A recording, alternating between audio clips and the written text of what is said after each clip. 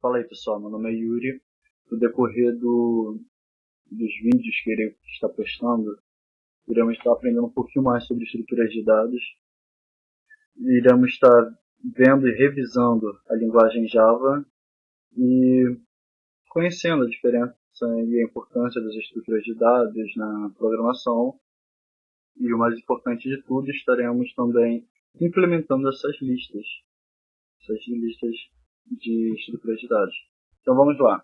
Estruturas de dados armazena dados na memória do computador e a fim de permitir o acesso eficiente dos mesmos. É importante nós sempre projetar uma estrutura bem projetada, porque ela vai permitir a manipulação mais eficiente dos dados em tempo e em espaço, ou seja, você vai reduzir o tamanho ocupado na memória, você vai retornar os dados mais rápidos. Isso tudo é importante, porque às vezes a gente só faz um vetor simples e a gente, com dados que a gente aleatórios que a gente, com regras aleatórias que a gente inventa, sei lá, e não pensa se seria importante para aquela determinada situação. Tipo, numa fila de um banco é importante a gente projetar uma estrutura de dados que vai fazer a chamada das pessoas. Então, a gente sabe que vai ter uma regra para os números que vão ser atendidos, os números que vão chegar agora. Sempre é importante a gente ter noção do que a gente vai trabalhar, qual tipo de estrutura a gente vai usar, para poder implementar ela de forma que, ao acessar, ao precisar fazer uma manipulação nessa estrutura, ela consiga ser eficiente, rápida e ocupe menos espaço, ou seja menos redundante, e haja de maneira mais útil para o desenvolvimento que a gente vai fazer. Uma lista linear, vamos ver aqui um pouquinho, né, aprender, treinar a oralidade mesmo. Lista linear é uma estrutura de dados na qual elementos de um mesmo tipo de dados estão organizados de maneira sequencial. Não necessariamente esses elementos estão fisicamente em sequência, mas a ideia é que exista uma ordem lógica entre eles. Coloque isso na cabeça. Lista linear sempre existe uma sequência, não necessariamente física, ou seja, não necessariamente na memória, mas existe uma sequência lógica. Vamos lá tentar ver um pouquinho melhor isso. Aqui eu fiz esse no Excel, fiz só uma interpretação aqui básica, né? Não repara não, gente, estou meio nervoso porque é minha primeira videoaula aqui. Aí vamos lá. Uma lista sequencial. Dei aqui lista sequencial. Aqui temos um vetor. E os dados estão contínuos na memória. A gente pode observar aqui, ó, tem um início e um fim na memória que a gente dá para localizar. E sempre vai ser esse apontando para esse, para esse, para esse, e assim em diante. Vamos supor, a gente tem aqui, armazena uma lista de inteiros, armazena o número 1 aqui, o número 15, e sempre vai estar contínuo na memória, ou seja, isso aqui chega até a ser mais rápido de acessar porque está contínuo na memória. Numa lista encadeada, os dados estão apontando um para o outro, só que não necessariamente de forma sequencial, eles estão aleatórios na memória em espaços diferentes, mas sempre serão um apontado para o outro, sempre vai ter uma sequência lógica, então eu sempre vou saber que esse apontará para esse, que apontará para esse, e assim em diante.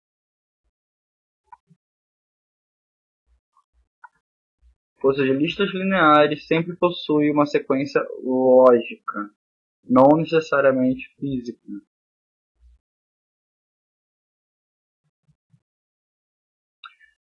As listas lineares podem ser sequenciais, que é o que eu falei lá, sobre ter uma ordem física, e encadeadas porque estão ligadas em um nó lógico. Podem ser árvores, mas essa última aqui, árvores, a gente não vai ver agora, veremos futuramente. Listas lineares sequenciais ou contígua. As listas lineares sequenciais, elas são as que elas sempre estão alocadas sequencialmente na memória. Ou seja, eu sei que na posição X da memória está iniciando meu vetor, ele tem 12 posições. Então, durante as 12 próximas posições, estará sendo ocupado pelo meu vetor.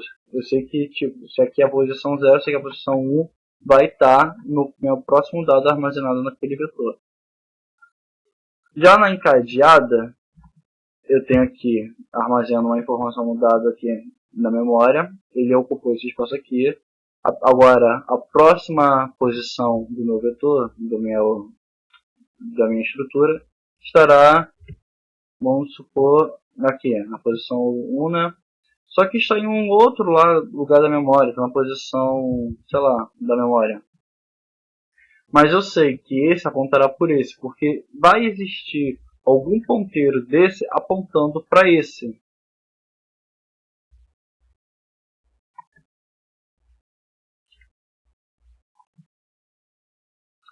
Então já entendemos um pouquinho. E existem operações comuns em ser usado em listas lineares, tipo a criação de uma lista. Vamos aprender também a fazer a remoção, a inserção de dados numa lista, fazer a remoção de um elemento na lista, acessar um elemento da lista aleatório, alterar um elemento da lista, fazer combinação de duas ou mais listas, classificar listas, copiar listas, localizar nodos através de informações. Essas são as operações comuns em se fazer em listas. Vamos lá.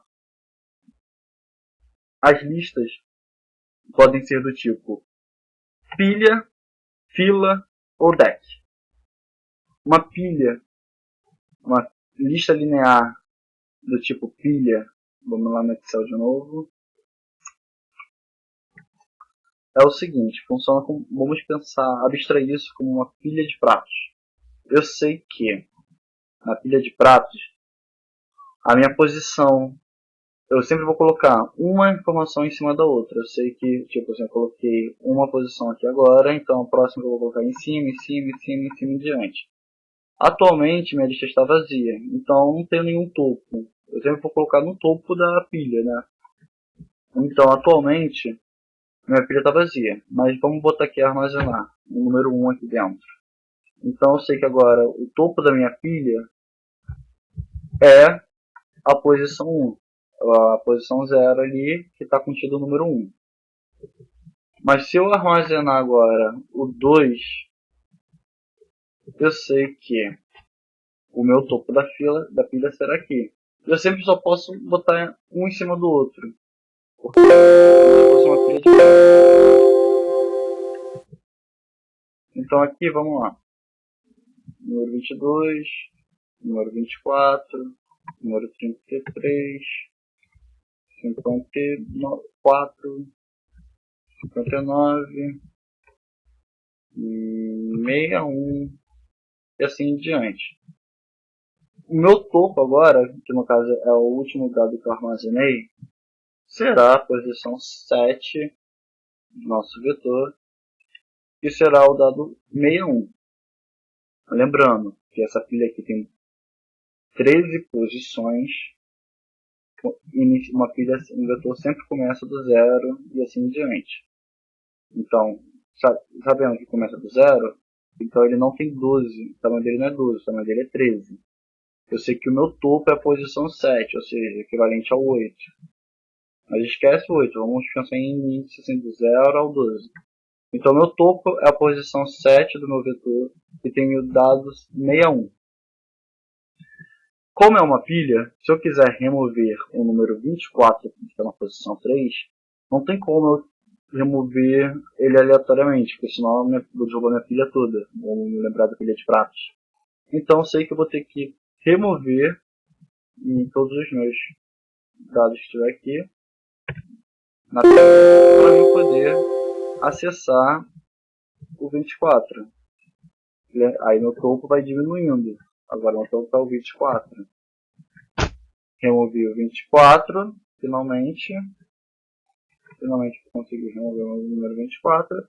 Então agora meu topo, que é a última posição, é o 22. É a posição 2 que contém o índice 22. Agora eu quero armazenar. Botei 22 aqui de novo.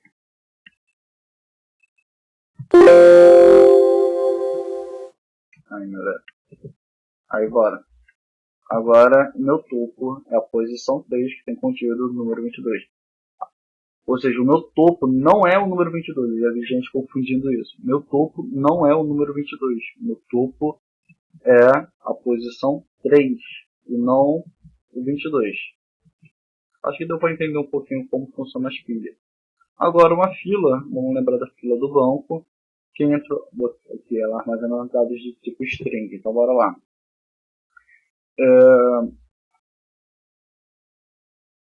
O primeiro que entrou na minha fila foi o Eduardo. Logo a seguir, a Mônica.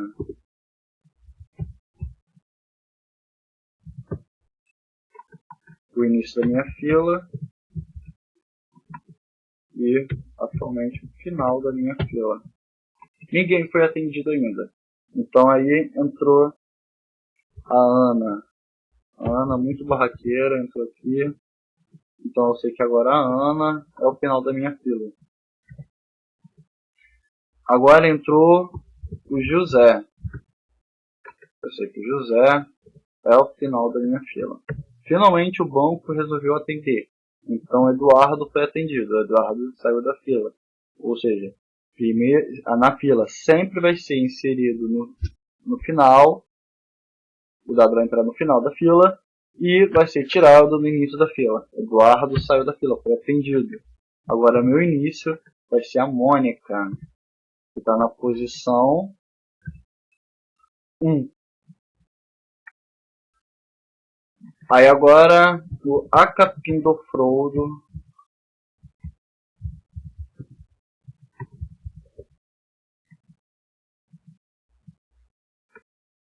entrou na fila. Então a Acapim do Frodo é o final da minha fila. Mônica foi atendida finalmente. Agora o início da minha fila vai ser a barraqueira da Ana. Aí ok. Então, vamos indo. Teve a tiazinha, o Marcos, o Pedro, o Thiago, o João, o Barquinho, a Vitória, o Yuri e a Dilma. Caramba, agora eu sei. Aí meu final foi fazendo o seguinte, meu final veio pra cá.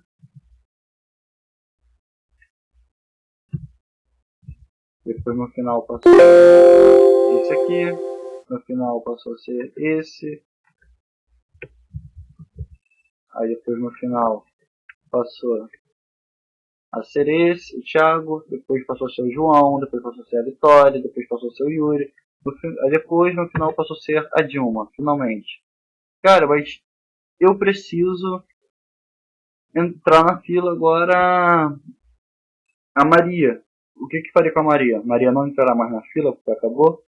Pô, mas aí é sacanagem, porque tipo, você que tem como armazenar mais posições aqui. O 01 tá vazio. Então agora eu sei que se a Maria quiser entrar, vou armazenar a Maria aqui. O meu final vai ser esse. No início vai ser 2 e no final vai ser o 0. Ou seja, vai ser uma fila circular. Eu sei que chegar aqui no 12 vai ter que voltar pro 0. A Ana foi atendida. Meu início agora passou a ser o José. Entrou a Jurema. Final, agora é a posição 1. E o final, posição 3. Para finalizar, um de novo. O Acapim do Frodo, José saiu, né? Aí agora eu sei que o meu início vai ser o Acapim do Frodo. E o Limãozinho vai ser o meu final. Na hora de implementar, vou ter que implementar essa lógica. Tem posição vazia, não vou deixar de armazenar por causa disso. O deck é importante nós abstrairmos como se fosse um baralho. Eu vou ter aqui o float, né? Vamos supor 2,5, 2,7, né? 2.8, 0.1, 5.4. Esse aqui é o meu início. Esse aqui é o meu final. Porém, eu posso inserir aqui no final 8, 5, 4, 6.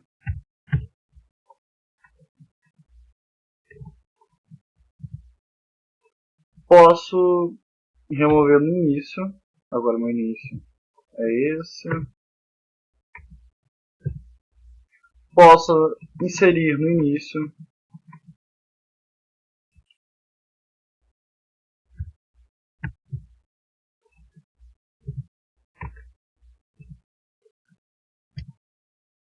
Posso remover do final. Ou seja, o que é um deck? Eu posso manipular tanto o início como o final. Posso inserir no início e remover no início. Posso inserir no início e remover. Quer dizer, posso botar no início e remover do início. Ou eu posso inserir no final e remover do final. O deck, eu posso manipular as duas extremidades da pilha. Do vetor. Pilha, ó. Já confundindo as ideias. Então, essa que é a diferença da pilha. Da fila e do deck. A pilha, eu só posso manipular o topo, que é o final, a última posição. A fila, eu só posso inserir no final e remover no início. E o deck, eu posso manipular as duas extremidades. Na próxima aula, estaremos aprendendo a implementar uma lista linear sequencial do tipo pilha, usando a linguagem Java. Continuo no próximo episódio. Espero que tenham gostado. Me atrapalhei um pouquinho porque é a primeira vez que eu faço isso. Então não reparem muito bem não, que eu espero que eu vou melhorar um pouco. Mas o propósito é ajudar vocês, então de boa. Aqui no final tem os links de referências. Esse link aqui, ó, é muito bom mesmo, se vocês tiverem linguagem C, mas o conceito, a abstração das informações são as mesmas, independente da linguagem. Então muito bom para quem quiser pesquisar, vai estar aí. Então é isso, galera.